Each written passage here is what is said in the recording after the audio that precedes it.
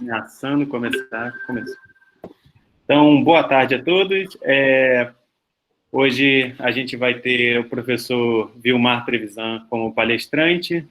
O professor Vilmar, ele é professor titular da Universidade Federal do Rio Grande do Sul. Ele está atualmente como visitante na Universidade de Nápoles, Fernando II, né, passando esse ano lá.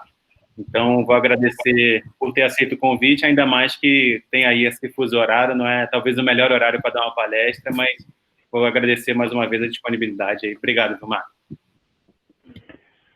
Bom, eu que agradeço a organização do seminário, essa série que eu acho muito legal, e que bom que já tem prevista a temporada 2, né? Enfim, agradeço ao Vinícius e ao Guilherme pela organização. Eu peço desculpas por duas coisas. Eu não sei, eu não estou vendo ninguém, então, assim, para mim fica um pouco esquisito, né? E a segunda coisa é que os meus slides vão ter um pouco em português, um pouco em inglês, mas eu vou falar sempre em português. Tá, Vinícius, está tudo certo aí? Já está a apresentação Ótimo, na tela? Está dando para enxergar bem os slides, ouvindo bem. Então tá. Vamos lá. Gostaria primeiramente de lembrar essa foto do Lagos 2019. O Vinícius está aqui, o Gabriel está aqui, e eu espero que não demore muito tempo a gente ter tempos como estes, né, para a gente poder, enfim, comemorar juntos aí, sem precisar estar afastados, ficar em casa. Bom, eu vou lembrar de alguns conceitos, enfim, que são óbvios, né, de que a teoria espectral de grafos, né, em geral, o objetivo é associar a um grafo uma matriz ou várias matrizes e obter dos autovalores dessas matrizes, obter informações estruturais do grafo. Então, como coisas bem elementares, né, ou seja, por exemplo, né, a soma dos autovalores ao quadrado dos autovalores da matriz de adjacência, né, é 2 vezes o número de arestas. Então, a gente diz que o número de arestas é determinado pelo espectro de grafo. E tem outras coisas que são determinadas. Isso é uma coisa bem elementar. Uma outra coisa interessante também é que, por exemplo, se você olhar para a matriz laplaciana, o segundo menor autovalor determina a conectividade. Então, o segundo menor autovalor é positivo se somente CG é conexo. Então, esse é o tipo de informação que é bem conhecida, mas que exemplifica o tipo de informação que, em teoria espectral de grafos, a gente quer obter. Então, o nosso grupo de pesquisa, dentro dessa linha de teoria espectral de grafos, uma das contribuições é ter obtido algoritmos eficientes para, dada uma matriz que é associada a um grafo, determina uma matriz diagonal que é congruente à matriz, enfim, associada. Bom, esses algoritmos, em geral, eles são ordem n, ou seja, eles são lineares. Isso, por si só, tem uma importância, né, para achar uma matriz diagonal a uma matriz. Isso tem uma importância per se, né, em teoria de matrizes em geral. Mas o importante é que tem aplicações não triviais em teoria espectral de grafos. Então, eu só queria lembrar, por exemplo, que não muito tempo atrás, o Carlos Hoppe, né, que é meu colega, e também faz parte do grupo, ele falou sobre um algoritmo que faz isso com um parâmetro que é tree width, né? Então, eu não vou falar sobre isso, mas, enfim, eu só gostaria de lembrar outras pessoas que fizeram, que a gente vai chamar isso algoritmo de localização, que são Rodrigo Braga, Renata Delvecchio, Martin Führer, Carlos Oppen, David Jacobs, Virginia Rodrigues, Fernando Tura, Sibeli Rinaldi. Eu coloquei em negrito o nome do David Jacobs porque a gente tem trabalhado com isso desde 1995, embora a gente não tivesse dado conta, digamos, a gente trabalhava com algoritmos de grafos e só mais tarde, né, que quando a gente encontrou o grupo do Rio, da Nair Abreu e da Renata Delvecchio e do pessoal do Rio, é que a gente se deu conta de que isso tinha aplicações em teoria espectral de grafos. Então, deixa eu colocar para vocês enfim, o que que é o objetivo dessa palestra? Então, a gente vai falar sobre o que eu chamo de o avô desse algoritmo que o Carlos falou do Truby, que é um algoritmo mais simples, que é bem fácil da gente determinar, e também ver como que, ao aplicar esse algoritmo em árvores, especificamente é só sobre árvores, a gente obtém relações de recorrência. E essas relações de recorrência têm algumas aplicações que são, eu diria, surpreendentes, importantes na resolução de problemas em teoria espectral de grafos. Então, no nosso setting, a gente vai ter sempre uma raiz real que é simétrica, e, portanto, se ela é real e simétrica, ela é diagonalizável, e ela tem associada a ela um grafo, né? Ou seja, como é que você tem um grafo dessa matriz? A gente diz que dois vértices são adjacentes se a entrada AIJ, né, ou a JI, que é igual, é diferente de zero. Então, só como um exemplo simples, se você olhar para essa matriz aqui, que tem 3, menos 1, 0, menos 1, 4 e menos 1, 0, menos 1 e 1, ela tem como grafo, né, ou seja, o underline grafo é esse cara aqui, que é uma árvore. Você pode pensar aqui que a diagonal são o peso dos vértices, enquanto que os elementos fora da diagonal são o peso das arestas. Por acaso isso aqui, nem por acaso, né? Mas enfim, isso é uma árvore e na verdade isso aqui é a matriz laplaciana dessa árvore, porque você coloca na diagonal o grau dos vértices e fora da diagonal é menos a matriz de adjacência.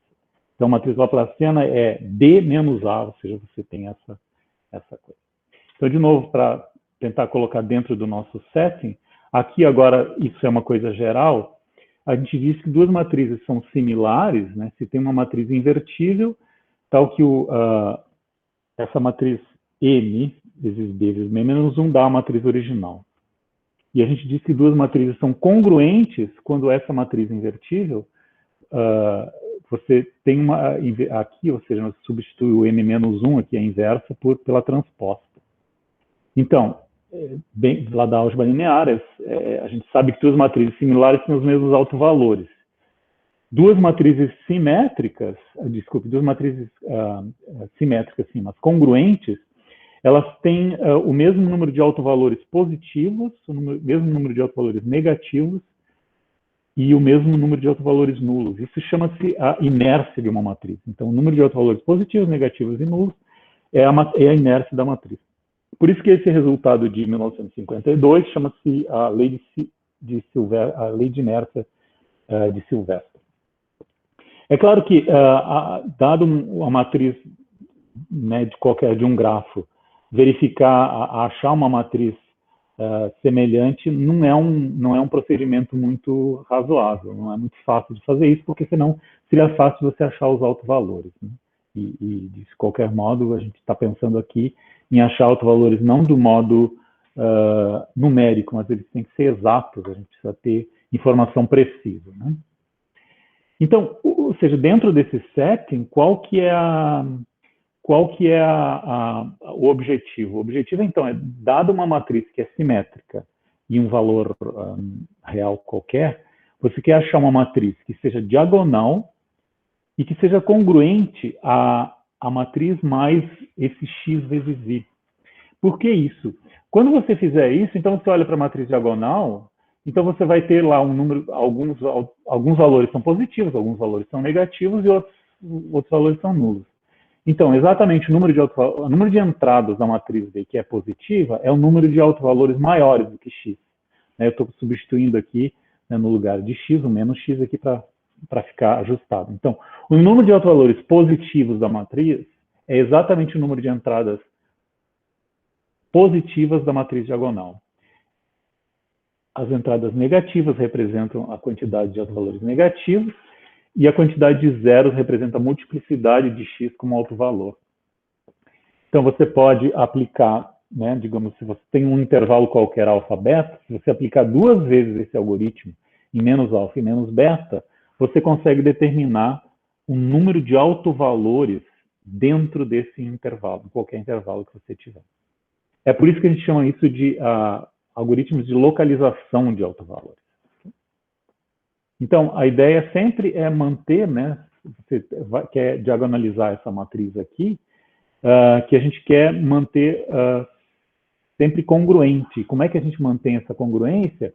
A ideia é fazer operações elementares em linhas, seguida da mesma operação elementar em coluna. Então, isso garante aquela matriz que N de um lado e a transposta do outro. Então, isso garante que a gente pode, no final, chegar a essa matriz diagonal, que é congruente, e poder aplicar, então, a lei de inércia de Silvestre. Então, rapidamente aqui, eu quero explicar esse algoritmo inicial, que eu chamei de avô dos algoritmos, tá? E digamos assim, a pessoa que foi coautora de várias dessas ideias é o meu colega David Jacobs. O algoritmo foi publicado em 1911, mas, de fato, a gente tem essas ideias, elas vêm surgindo, como eu falei antes, não necessariamente aplicada a grafos ou aplicada à teoria espectral de grafos, desde 1995. Então, suponho, só para explicar a ideia simples, ou seja, suponho que você tem uma matriz qualquer associada a um grafo, e você vai enumerar os vértices desse grafo de tal modo, assim, tem que ser uma árvore, é importante que seja uma árvore aqui, né? E você vai associar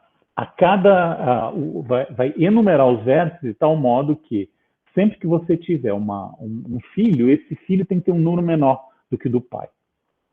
Então, você quer, no lugar ou seja, você quer fazer o x inicial lá do algoritmo, né? Você está dado aqui. Então, vai ser o valor inicial que você tem na diagonal, não importa o que você tem, mais o x. E aí você faz eliminação gaussiana. Eu vou fazer uma demonstração aqui da ideia do algoritmo, mas olha só. Se você tem aqui, e a gente usa a matriz simplesmente para ilustrar, porque, na verdade, a matriz ela não é usada. A gente usa a estrutura do gráfico mesmo para trabalhar, digamos, nesse algoritmo. Então, você supõe que você tem VI, um filho de VJ. Então, você tem essa situação aqui, e eu tenho VK, o pai do VJ. Se você olhar para a matriz, ela está representada dessa forma aqui. O que é importante se dar conta? É importante se dar conta aqui, ó, que o AI, esse cara aqui, que é a linha representando o VI, ele não tem nada na diagonal, a não ser esses dois elementos. Desculpe. Ele não tem nada fora da diagonal, a não ser esses dois elementos. O resto tudo é nulo. Você poderia dizer, bom, mas isso poderia fazer parte de outra árvore, mas a gente faz bottom-up. Então, você vai sempre começar pelas folhas, que vai ter sempre nulo aqui. Então, o único elemento não nulo, né, fora da diagonal, são esses dois caras aqui. Então, qual é a ideia? A ideia é muito simples. Você quer eliminar esse L aqui e esse L aqui. Então, o que você faz? Você faz a linha J, fazer a linha J menos esse cara aqui sobre isso. Então, o que vai acontecer? Deve desaparecer esse L aqui. É justamente o que acontece. Bom, o que é importante? Olha o que acontece na diagonal, ou seja, na diagonal da linha J, você tem essa operação que acontece, ou seja, fica L ao quadrado, menos L ao quadrado sobre esse cara aqui. Lembra que a gente quer manter a congruência. Então, essa operação aqui tem que ser feita exatamente a mesma operação, só que na coluna. Então, olha só que mágica que acontece. Se você fizer essa mesma operação na coluna, quem vai desaparecer é esse cara aqui, e é justamente o que se quer. Então, você vai ter e isso aqui não acontece mais nada, né? Então, pronto, essa linha aqui já está diagonalizada e você segue o resto. Então, o que acontece? Quer dizer, se o elemento, né, se você tem um determinado nó, que cada filho é diferente de zero, então o valor que você vai ter na diagonal correspondente àquele elemento vai ser esse cara aqui, dv menos a soma dos inversos desse cara aqui, menos os inversos dos filhos, multiplicado pelo elemento que tinha aqui, né? Em geral, se você pensar numa matriz de adjacência, por exemplo, esse L é 1. Se você pensar na matriz laplaciana, esse L é menos 1. Então, não vai mudar nada aqui, certo? Bom, eu falei sempre que quando os filhos são todos não nulos, né? E se o filho for nulo, bom, Tem um pouquinho mais de trabalho aqui de fazer, mas é um truquezinho legal que a gente faz. O que acontece? Se algum dos filhos é nulo, né, se você tem uma criança com filho 0, você faz aquele filho ser escolhe um dos filhos como sendo número 2, ou seja, esse cara tem valor 2. O pai vai ter valor menos 1/2, portanto, esse aqui é positivo, esse aqui é negativo. E você corta a ligação com o avô, ou seja, quer dizer, esse cara aqui, o VJ, corta com o avô. Então, esse procedimento aqui no algoritmo, eu vou fazer um exemplo aqui, que é o seguinte, ó, suponha que você tem essa árvore aqui, ó, essa árvore aqui, que é uma Starlight, depois eu vou falar delas de novo, eu vou aplicar para x igual a 1, e isso significa dizer que, sim, a matriz é de adjacência, então ela tem 0 na diagonal. Então, a única coisa que eu vou fazer é dv menos o x, e, portanto, vai ser menos 1 para todo mundo. Esse é o valor inicial, todo mundo tem menos 1 aqui. Então, eu vou começar pelas folhas. Então, eu vou começando por aqui, certo? Então, as folhas vão estar processadas. Então, esses valores menos 1 aqui nunca mais vão sumir. Agora, eu vou processar esse cara aqui. Então, de acordo com o algoritmo, vai ser esse valor aqui menos o inverso desse. Vamos ver se funciona. Então, esse valor aqui menos o inverso desse dá 0 aqui. Certo? Então, mesma coisa eu fiz para esse lado aqui. Então, esses dois valores aqui têm valor 0. Então, eu vou, né, ao longo desse caminho aqui, continuar o trabalho. Então, agora, olha só, eu vou precisar processar esses valores aqui. Como esse cara aqui tem um filho 0, o algoritmo diz fazer o seguinte, olha, tem que botar esse cara 2, esse cara menos 1/2, e eu corto essa ligação aqui. Acontece a mesma coisa para essa situação aqui, ó, né? Ou seja, eu quero processar esse cara aqui. Como o filho é 0, o filho passa a ser 2, ele passa a ser menos 1/2 e eu corto a ligação com o pai. A única coisa que falta agora é processar esse vértice aqui, que é a raiz, né? Então, e como é que eu faço, né? Só para lembrar, isso aqui, o valor desse aqui vai ser o valor desse menos o inverso desse, que dá 0. Bom, a gente pode olhar aqui e verificar o seguinte, a matriz diagonal congruente, os valores vão ser exatamente esses carinhas que estão aqui, ou seja, menos 1, 2, 2, menos 1/2, menos 1/2, menos 1 e 0.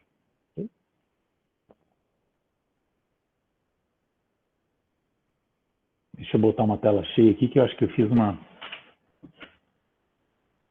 Certo? Então, o que significa dizer? Tem 5 valores negativos, 2 positivos e 1 nulo. Isso significa dizer que tem 5 autovalores que são menores que 1, 2 autovalores maiores que 1, e 1 é um autovalor simples, porque aparece aqui.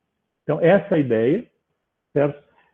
Pode ser aplicada, foi aplicada em várias situações. Tá? Eu agora vou falar de uma aplicação um pouquinho menos trivial, vamos dizer assim. Tá?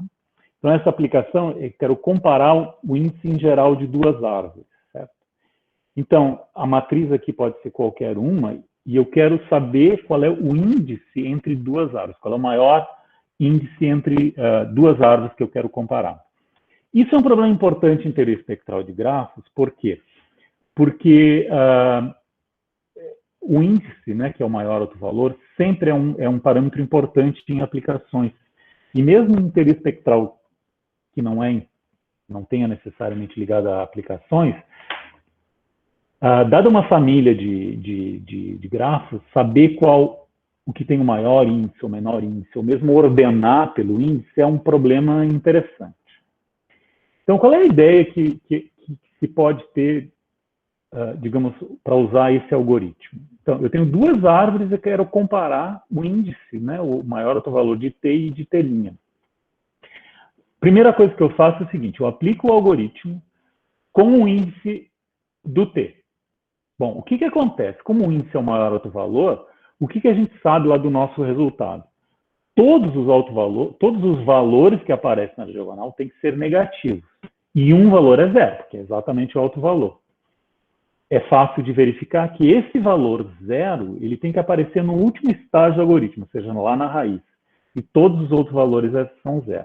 Então, você guarda essa informação e agora olha para a T', para outra árvore, e aplica o algoritmo com o mesmo carinha que é o lambda1 de t. Bom, pode acontecer várias coisas, mas eu estou esperando, I'm hoping for the best here. Então, olha só, se todos os valores são negativos, quando eu aplico no t', se todos os valores forem negativos, significa que todos os autovalores são menores que o lambda1, em particular o maior deles. Então, o índice do t' tem que ser menor. Se acontecer que todos os valores da diagonal, né, da matriz, são negativos e um é positivo, então esse 1 positivo significa que tem um autovalor maior do que o lambda1. E, portanto, significa dizer que aqui está errado essa desigualdade aqui. Significa dizer que o índice do t', né, é maior do que o índice de t, porque tem um autovalor positivo, tem um valor positivo na diagonal. Eu observo o seguinte, o desafio aqui é porque os índices de lambda1 ou mesmo de lambda1 de t', eles são desconhecidos, então você tem que fazer um tipo de comparação. Então, essa ideia pode funcionar desde que as árvores sejam próximas, ou seja, que eu tenho alguma coisa não muito diferente uma da outra. E, além disso, é preciso ter uma ferramenta analítica para ver. Então, aí acontece a nossa primeira... Eu vou falar de 3 relações de recorrência que são mais ou menos protótipas, né, que elas apareceram e que deu origem a essa, digamos, uma teoria, uma ferramenta que a gente desenvolveu e conseguiu resolver alguns problemas de teoria espectral de grafos. Então, olha só, se você tem... Eu vou aplicar o algoritmo. Penso aqui que a matriz seja a matriz de adjacência e lambda é o raio espectral da matriz A, ou seja, do grafo. Então, se tem, suponha que você tem um caminho aqui, e eu vou verificar quais são os valores que eu tenho, Z1, Z2, e, enfim, né? E vou caminhando em direção à raiz aqui da árvore. Então, você tem Z1 igual a menos lambda, Z2 igual a menos lambda. Por quê? Porque é a matriz de adjacência, então você vai colocar o menos x aqui, que é menos lambda. O Z2 vai ser o menos lambda que você tem, menos o inverso desse aqui, por isso fica menos 1 sobre Z1. O Z3 vai ser menos lambda, menos 1 sobre Z2, assim por diante. Então, você tem uma relação de recorrência, que é essa aí. Se você olhar essa relação de recorrência, assim, ingenuamente, ela pode enganar, porque, na verdade... Ó, se você colocar aqui embaixo, assim, ela fica como uma fração contínua, não é uma coisa muito trivial de fazer, de analisar essa relação de recorrência. Mas daí entra, digamos, como eu falei, como eu vou falar daqui a pouco, um olhar diferente, um olhar analítico sobre essa questão. Tá? E do meu colega Elismar Oliveira, em que foi proposto para mim, né, para resolver, pelo Dragan Stevanovic, que é um cara importante em teoria espectral de grafos, ele queria ordenar, ou seja, fazer um ordenamento das árvores que são starlights, certo? E, bom, se você olhar para as starlights, né, olha só, as starlights, elas têm justamente esses caminhos aqui. Então, se você aplicar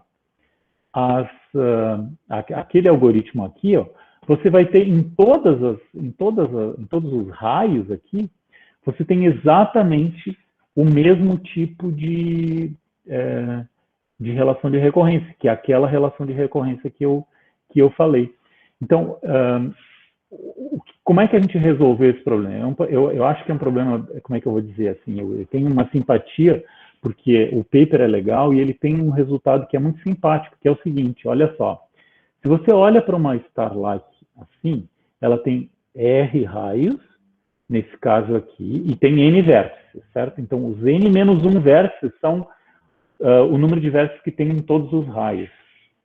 Então, você pode... E tem mais um vértice aqui, que a gente vai dizer que é a raiz, né? Então, olha só.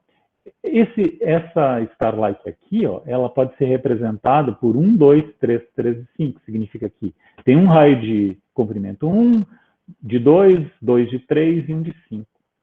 Então, e isso aqui, como a gente ordena da esquerda para a direita, então você tem uma partição do N-1.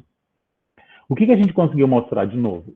Né? Usando aquela relação de recorrência, claro, aqui estou mostrando só o resultado. A gente mostrou que, de fato, a ordem pelo índice é exatamente a ordem lexicográfica das partições. Então, eu olho as partições como um número, e a ordem lexicográfica desse número é a ordem que vai dar dos índices. Então, olha só, se o n é maior ou igual que 3, claro, né? Então, a menor vai ser esse cara aqui, ó. Ou seja, só tem 3 raios e vai ter 1 e todos os outros peso numa só. E aí você vai colocando, vai diluindo. Aqui tem maior raio espectral, é essa aqui que vai ter, então, R-1, né? Ou seja, todos os raios têm comprimento 1. Então, por exemplo, só para a gente olhar aqui, um exemplo para entender melhor, para n igual a 8, por exemplo, você tem, esse é o número de partições para número de starlights com n igual a 8. Então, você vai fazer partições de 7. Aqui tem menor raio espectral, essa aqui, 115. Aí você vai fazer o quê? Você vai diminuir o tamanho desse aqui, passa para 2,4, por exemplo, vai para 3,13 e para 2,23. Quando chega aqui, você não tem mais nada que possa fazer, ou seja, porque aqui estão todas as partições, né, de n-1 com 3 partes, né, com 3 raios. Então, você tem essa ordem aqui.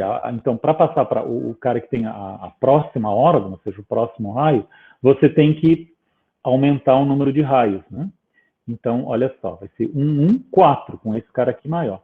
E assim por diante, até que você chega a esse raio, digamos, o raio espectral, o maior raio espectral para essa família é esse aqui, 1.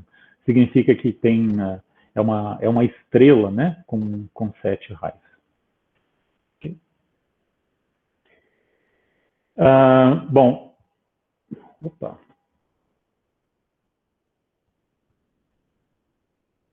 Então, a segunda relação de recorrência aparece quando a gente, digamos, a ideia é aplicar, né, para comparar os índices de alguns pares de árvores. Eu não vou falar muito especificamente, porque é meio técnico, mas a ideia era fazer o seguinte: tem algumas árvores, a ideia era ordenar árvores que tivessem o raio espectral muito próximo de 2, mas acima de 2. E isso é um problema, enfim, interessante, estudado por outras pessoas. E existia uma conjectura, e essa conjectura dependia da comparação de algumas árvores, de algumas famílias de árvores. E isso, fazendo digamos, essa comparação dos índices, você determinava essa conjectura. Então, de novo, a gente estava estudando isso, o Francesco Belardo, meu colega aqui de Nápoles, sugeriu esse problema. Então, olha só. Suponho que agora eu estou olhando para uma árvore levemente mais geral, que, digamos, em que aqui você tem um caminho, certo? Mas aqui você tem coisas que, além de caminho, né? Você tem uma coisa a mais, que tem uma pequena perturbação. Então, se você olhar para cá, aqui, de novo, aqui é a matriz de adjacência. Okay? Então, se você olhar para cá, as Zs aqui, elas têm as mesmas relações, são as mesmas relações de recorrência daquelas que apareceram antes lá nas starlights. Mas aqui, ó, nesse ponto aqui, ó, você tem uma perturbação, que eu chamo de B1 aqui, certo? Esse B1 aqui, ó, de acordo com o nosso algoritmo, o que ele vai ser? É menos lambda, que é o que você tem no original, menos o inverso desse cara aqui, que vai ser menos 1 sobre Z1, e aqui está fazendo sinal de menos, ó, menos o inverso desse cara aqui, que é Z sobre Z, menos 1 sobre ZR menos 1. Então, eu posso escrever isso aqui como ZR mais 1 sobre lambda, mas, de qualquer modo, a sequência daqui para cá, o B1, o B2, o B3, etc., vai ser menos lambda menos o inverso. Então, é uma relação muito parecida com a Z, mas com essa pequena perturbação que não é, bom, enfim, não é, embora seja parecida, essa perturbação inicial faz a gente suar um pouco e para chegar a algum resultado. Então, de novo, só para dar uma glimpse do que a gente pôde fazer, foi o seguinte: a gente analisou essas duas relações de recorrência e a gente conseguiu mostrar, por exemplo, isso.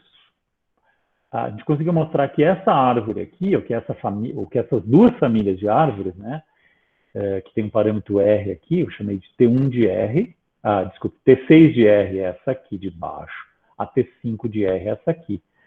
Então, a gente conseguiu mostrar que a lambda 1, ou seja, que o índice da T6 é menor do que esse aqui.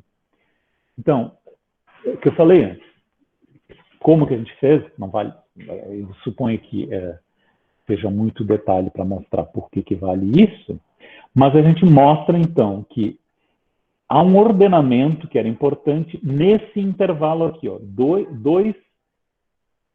raiz quadrada de 2 mais 2 mais raiz de 5. Esse número 2, esse número aqui, raiz quadrada de 2 mais raiz quadrada de 5, é aproximadamente 2,058. Então, esse intervalo aqui tem comprimento 0,06, e a gente ordenou várias famílias infinitas nesse intervalo, né? Então, é interessante se dar conta assim, que numericamente isso é impossível, não tem nenhum método que funcione numericamente. Então, tem que ser uma coisa analítica, né? E os métodos que existiam analíticos, eles, em geral, mandam usar, ou pedem para usar, polinômios, né? Ou seja, polinômios característicos e decomposição polinomial. E isso dificilmente funcionaria aqui. Bom, a gente vai agora para a nossa terceira recorrência. Tá? Eu vou chamar isso a conjectura da Renata, porque a Renata Del Vecchio, numa discussão que a gente teve lá no Lagos de 2009, em Gramado, a gente discutiu essa conjectura. Qual conjectura? Agora nós estamos falando da matriz laplaciana. E tem a ver com a distribuição dos autovalores da matriz laplaciana. Então, a conjectura é simplesmente isso, é muito simples de dizer.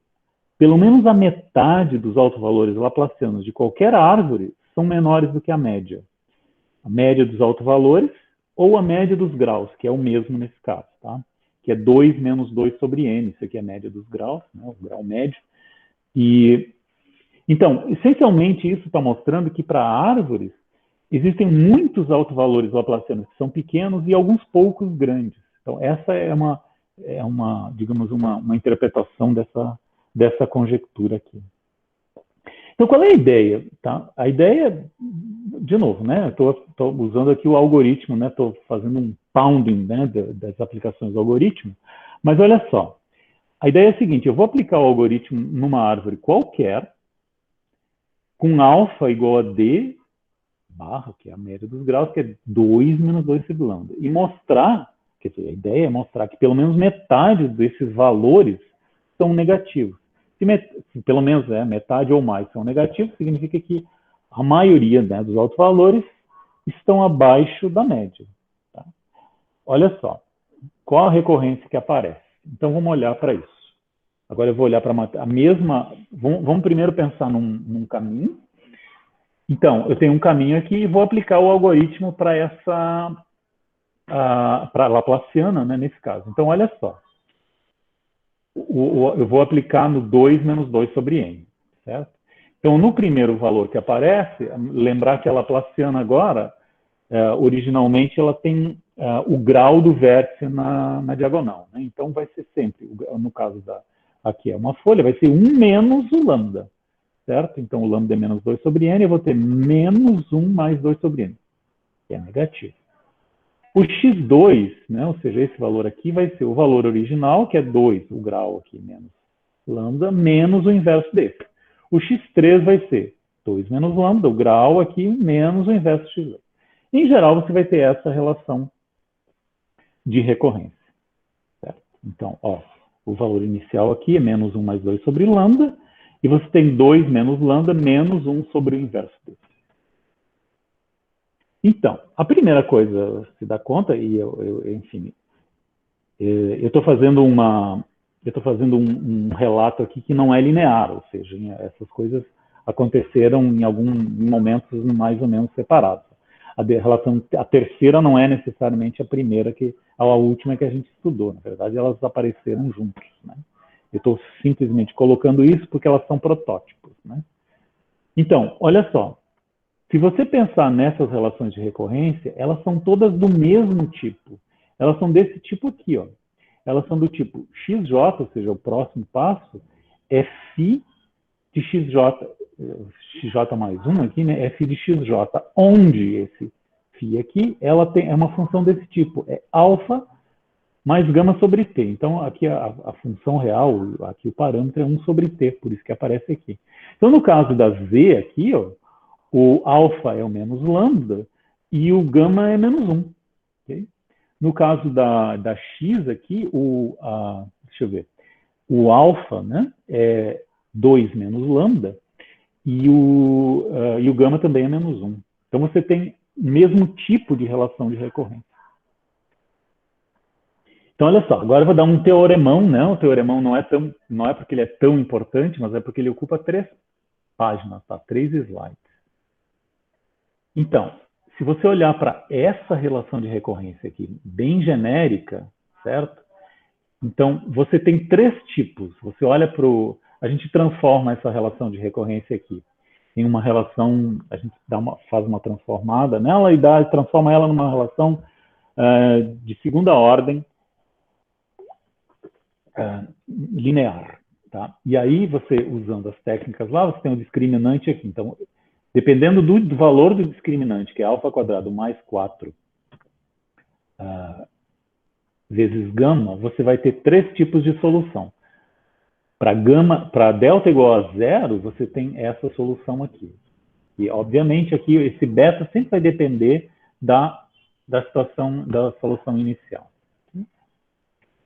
Se você tem o delta maior que 0, você tem uma outra solução geral aqui que também depende, né, esse beta aqui, né, depende da solução inicial. Observe que esse θ e θ' aqui, eles são dados por essas fórmulas aqui. Isso não é tão profundo, digamos assim, mas dá um pouco de trabalho de fazer essas contas. No terceiro caso, você tem delta negativo, e aí você tem essa solução aqui. Okay? E, de novo, aqui você vai depender aqui, os parâmetros que são um pouquinho mais complicados. Então, só para a gente colocar, ou seja, o que aconteceu digamos assim, nos resultados que a gente obteve anteriormente, o que a gente fazia? A gente estudou ad hoc essas transformações e obtivemos propriedades. O que agora a gente está propondo é um framework geral, ou seja, usar digamos, as relações de recorrência desse tipo e colocar todas nesse mesmo framework. Então, por exemplo, essas relações de recorrência aqui, a Z1 e a B, que elas apareceram lá naqueles outros problemas, elas são do tipo 2, significa que o delta aqui é esse valor aqui, e ele é positivo porque o lambda, ou seja, o alto valor é maior que 2, né, nas operações que a gente tem. Então, entre as coisas que a gente obteve, a gente consegue obter o seguinte, aqui eu fiz um slide à mão, aqui, uma figura à mão, então a gente consegue dizer o seguinte, olha só, você tem o θ e o θ' aqui, tá? θ e θ' são valores, o θ é menor que o θ'. São todos negativos aqui, certo? Ó, o θ e o θ' são negativos. Então, você tem uma espécie, eu chamo isso aqui, nós chamamos isso de uma bacia de atração. Se você pegar o valor inicial de uma sequência do tipo 2, cujo valor inicial está à esquerda do θ, a relação, né, ou seja, a recorrência, ou seja, os valores, eles são crescentes e convergem para θ. Ou seja, são todos negativos em particular. Se você tiver digamos, um valor inicial entre o θ e o θ', como a gente tinha aqui o B1, naquele caso lá, os valores da relação, eles são todos, aqui nesse caso, eles são decrescentes, mas também convergem para θ. Então, você tem uma bacia de atração aqui. Então, olha só. Eu acho que agora aqui eu vou dar um exemplo. Isso. Esse exemplo aqui, ele não é um resultado novo, mas eu queria só mostrar para vocês assim que como que de fato essas relações de recorrência elas podem ajudar em situações que a gente não imagina.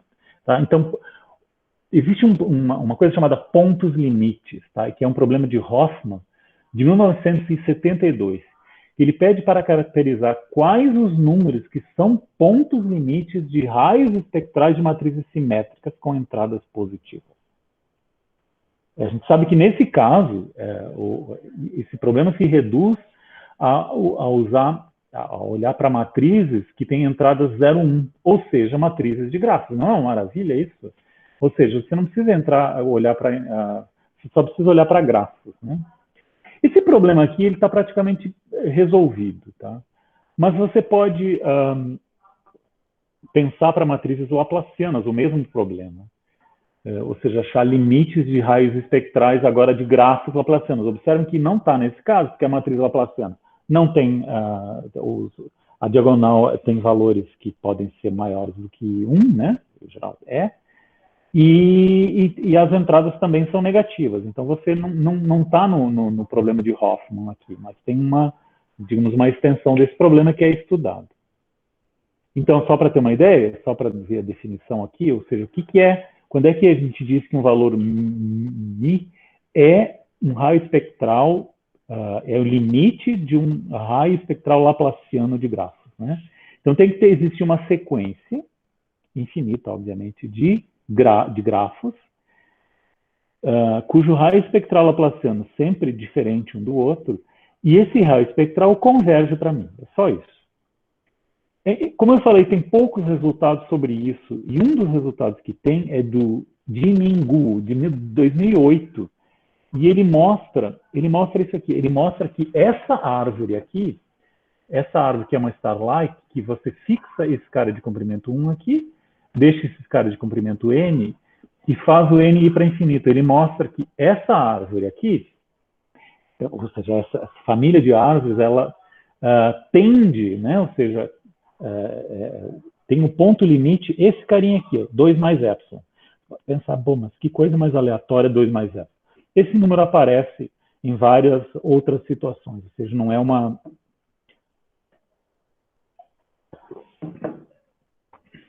uma coincidência que aparece. Então, olha só, ele mostra isso. Mas eu diria o seguinte, a prova é muito difícil, é complicada, e eu só, assim, vou mostrar alguns passos em que mostram que de fato, a nossa técnica se aplica a isso, e eu botei aqui um piece of cake, não é bem assim, mas enfim, a gente consegue com alguma facilidade. Então, qual é a ideia? A ideia, eu vou aplicar o algoritmo aqui, ó, vou aplicar nessa árvore aqui, eu fixo n, né, e aplico o algoritmo. Então, o que acontece? Você tem a relação de recorrência essa aqui, ó. O Z1 igual é a laplaciana, então é 1 menos lambda n, que é o raio espectral do lambda n, e a relação de recorrência é 2 menos o lambda n menos 1 sobre Z1, ou seja, 1 sobre Z, aqui é n menos 1, né? Zi está certo. Então, olha só, o valor aqui no final da árvore, certo? Observe que eu coloquei quem é o θ n e o θ' n, porque a gente vai precisar disso. Então, o que acontece? O Z1, esse valor aqui, para esse lambda aqui, o original, a gente tem uma bound para esse lambda, a gente sabe que ele é menor que o θn. Portanto, dentro daquele resultado, ele converge para o θn de forma crescente. Bom, de novo, o lambda n aqui é limitado, então você tem uma sequência que é de raios espectrais que é limitada e crescente, então converge. A pergunta é, converge para onde? Eu quero mostrar que converge para aquele número esquisito lá, 2 mais epsilon, que é esse que eu chamei aqui de lambda zero, que eu quero determinar que seja isso. Então, o que acontece? Na raiz aqui, você tem esse valor, o grau, que é 3 menos lambda n, que é então o valor que você tem no original, menos 1 sobre Z1 e menos 2 sobre Zn. E agora eu vou fazer o n ir para infinito. Tá? Então, a gente mostra que o θn converge para esse valor aqui. Observem que a gente precisa mostrar isso, né? Porque o θn é um valor que é dado, mas ele precisa convergir para isso. Como a gente tem uma fórmula, a gente consegue mostrar que converge para esse valor. Aí você coloca esse valor aí, você tem esse número aqui a ser determinado. Observem que no ponto AV, eu estou substituindo por lambda n. Então, esse valor é zero. Por quê? Porque é o raio espectral e dá zero exatamente lá no último ponto da raiz, né? Quando eu aplico o algoritmo lá na raiz. Então, você tem zero aqui e você tem essa expressão aqui que eu quero determinar. Agora, eu vou substituir θ0 por aquele valor que tem lá, esse aqui, e aí eu vou resolver essa equação. Aliás, eu mando um Maple resolver. E o Maple resolve na boa. Olha só, ele disse que para resolver isso aqui é um polinômio, acho que de grau 3 mesmo. Então, ele diz que esse aqui é o valor dessa equação aqui. E olha só, ela é exatamente, eu posso dizer que esse epsilon aqui é esse carinha aqui. Ele tem outras formas de escrever esse número irracional aqui, mas é fácil verificar que esse cara aqui é a única raiz real dessa equação, como a gente disse. Então, a gente consegue demonstrar uma coisa que é difícil de maneira razoavelmente fácil. Então, como eu disse, agora a gente vai começar uma coisa um pouquinho mais difícil aqui, tá bem? E é estudar a terceira relação de recorrência. A nossa terceira relação de recorrência, que vem da Laplaciana, mas que vem quando eu substituo, né, o valor inicial o 2 menos 2 sobre n, que dá essa relação aqui. Então, só para lembrar, é muito mais difícil de estudar essa relação. Primeiro porque, olha só, a solução geral tem esse formato aqui. Então, e a primeira coisa que se dá conta aqui também é que a condição inicial, ela depende de n. Então, você tem uma coisa que precisa estudar a variação de parâmetros. A solução é periódica, então a coisa aqui é um pouquinho mais difícil, né? Então, voltando à conjectura da Renata, a ideia lá, eu estou repetindo aqui, era aplicar esse algoritmo, né? Aplicar o nosso algoritmo para alfa igual a 2 menos 2 sobre n e mostrar que pelo menos metade dos outros valores são reais, né? Então, aqui a gente teve a participação efetiva do Elismar, que é meu colega, e que ele é da área de sistemas dinâmicos, então, e teoria ergódica. Então, é interessante que ele teve um olhar para isso bastante distinto, né? E que foi fundamental para a gente poder resolver esse problema. Então, quando a gente olha para... Agora eu vou aplicar o nosso algoritmo nessa estrutura de árvore aqui. Então, essa estrutura de árvore aqui, aqui você vê, olha só, eu tenho P2 aqui, né? Eu tenho caminho de comprimento 2 numa extremidade, e eu vejo o que acontece, ou seja, eu vejo o que acontece com os sinais para cá. Aqui nesse desenho, os vértices brancos são negativos, os vértices pretos são positivos. Então, a gente consegue mostrar, por exemplo, que com essa estrutura aqui, com alguma restrição para o R, você vai ter negativo, positivo, negativo, positivo, e daqui para diante você vai ter que analisar dependendo das situações. Então, usando esse tipo de estrutura, a gente conseguiu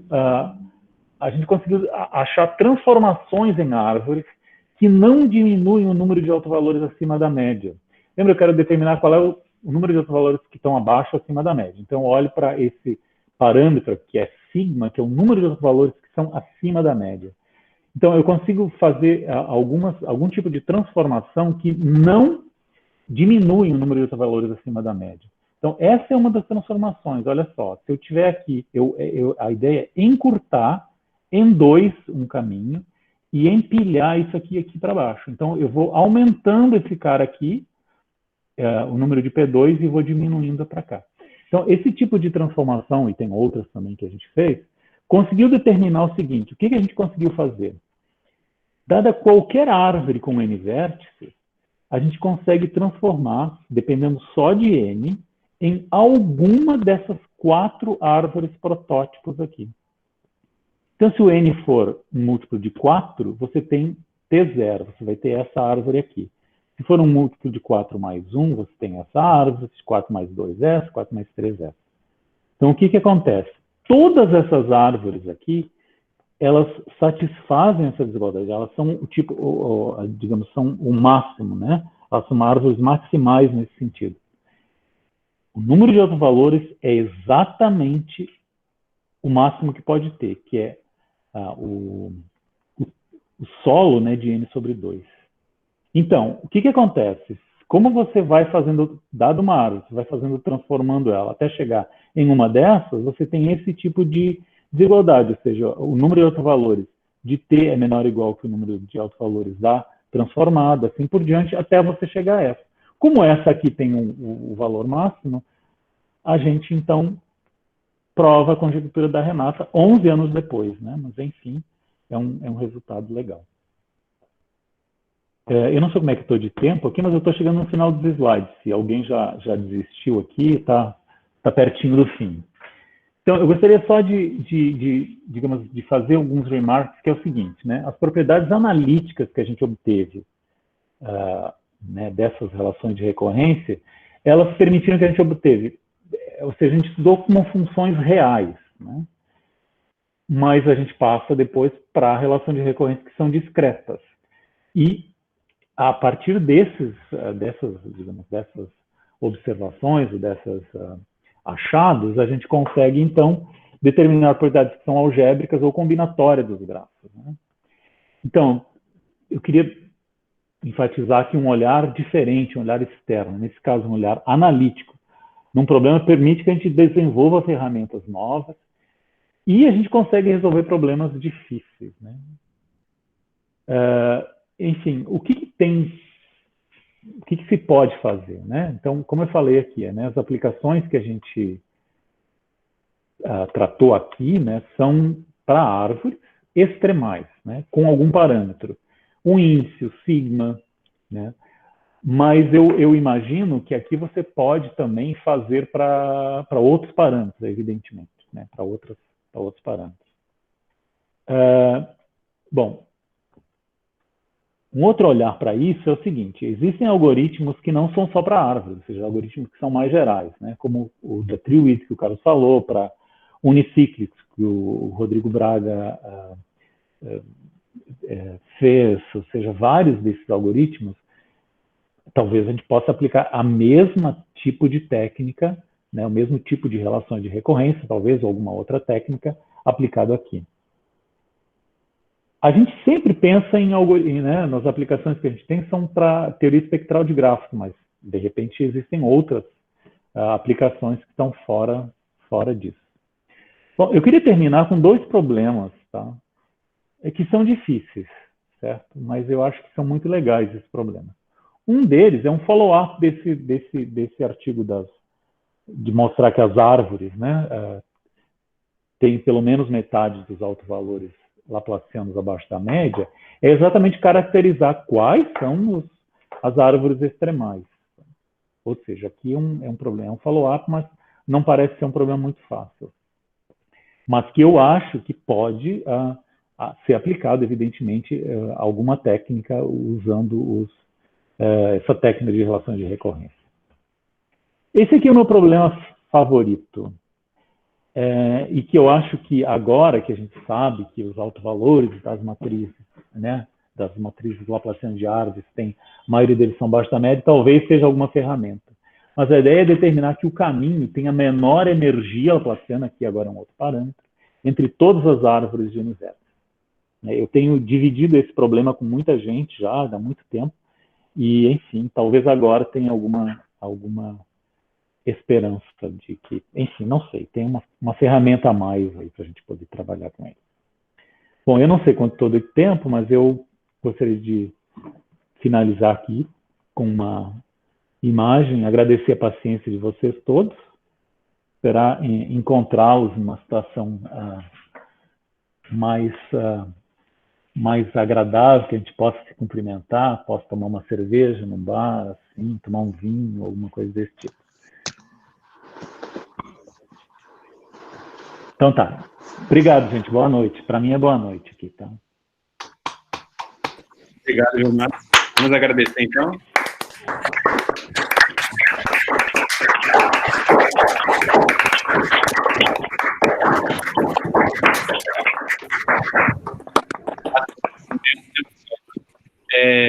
Então, agora a gente abre para as perguntas. Se alguém quiser mandar alguma coisa no chat, ou então, se quiser abrir o microfone para perguntar diretamente. Vilmar, Oi, Renato. gostei de saber que a minha conjectura, que eu nem lembrava mais, foi resolvida. Legal. Mas eu queria te perguntar desse problema, sem ser o seu preferido, outro, exatamente N sobre 2. A caracterização das árvores extremais. Isso. Mas você já tem, assim, conhece alguma árvore que não tem caracterizado, mas conhece exemplo, alguma árvore que atinja exatamente? Sim, Renata, deixa eu colocar aqui, deixa eu ver. Isso, vocês enxergam isso se eu fizer? Não. Vocês não estão enxergando nada? Não, você então, tem que compartilhar. Compartilhar de novo. Eu tenho que botar a apresentação, né? Então deixa eu apresentar. Aí a gente, qualquer coisa que esteja na sua Não, mas tela. eu deixa só eu... sim. Tá bem. Deixa eu ver, mas... cadê ela? Tá aqui.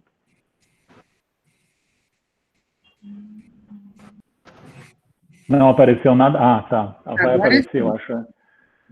Uhum.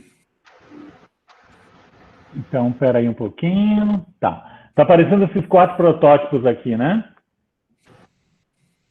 Não. Não? Acho que está aparecendo a tua tela, Vilmar. Está aparecendo a câmera, a tua tela do... Entendi. Então eu compartilhei errado. Vou parar. Não, acho que se assistia... Se colocar esses slides, tu vai enxergar, eu acho. Não, mas é isso, eu estou tentando colocar os slides, mas eu errei a tela, entendeu? Esse é o problema. Não, mas se compartilhar a tela toda, mas olhar os slides vai dar certo também. É isso?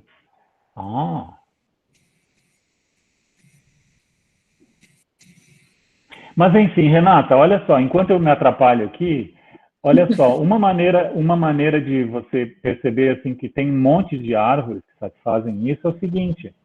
Olha só, imagina o caminho, tá? O caminho se sabe que tem essa propriedade, que tem exatamente metade, tá? Então, olha só, se você pegar o caminho, ele não é uma árvore protótipo. Então, você faz as nossas transformações e cada uma das transformadas é uma árvore protótipo. Tá claro o que eu estou dizendo? Desculpe. Uhum. Não é uma... Não. Você pega o caminho que tem essa propriedade, ou seja, é uma árvore extremal o caminho. Então, se você pegar e fizer as transformações que a gente sugere, né, no paper, olha só, você vai fazendo coisas até chegar numa árvore protótipo do caminho. E todas as intermediárias têm que ser extremais, porque o início e o final são extremais. Então, tem um monte, você entende? O problema não parece ser fácil você caracterizar. Achar exemplos é muito tranquilo. Tá. Mais perguntas?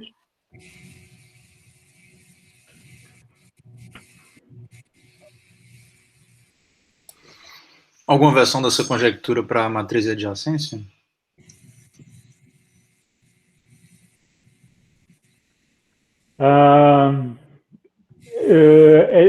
Assim, Gabriel, sabe que para a matriz de adjacência você teria que botar um valor, porque como a adjacência como a árvore são bipartidos, então você sabe que é simétrico o espectro, né?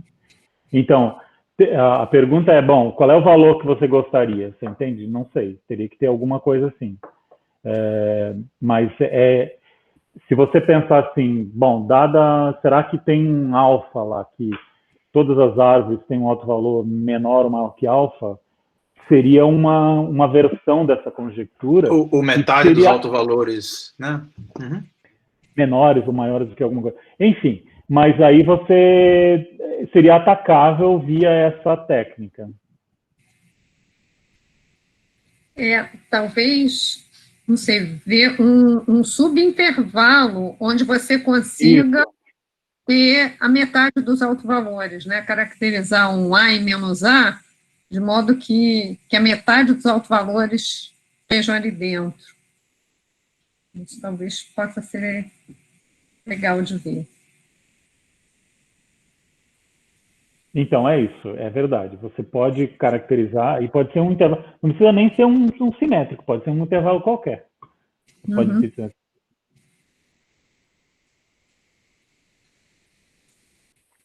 Será que algum intervalo limitado funcionaria? Não sei, eu acho que... Será que não vai ter que depender do número de vértices? Não sei, agora. Criando perguntas aqui. Que seria coisa interessante, ver se tem um limitado... Que tem metade dos vértices. Aqui tem metade dos autovalores, pode ser. Metade dos autovalores. Não sei. A versão 2020 da conjectura da Renata, Gabriel, Vilmar e Carlos aí. Espero que demore menos que 11 anos para responder. Especialmente se a conjectura for bem idiota, assim, vai rapidamente. Amanhã já está resolvido. Bom, mais alguma consideração? Se não, vou convidar todo mundo para agradecer novamente ao Vilmar.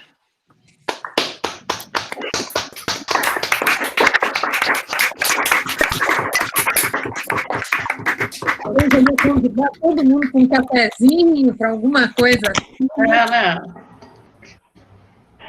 Não é uma pena isso? Puxa vida.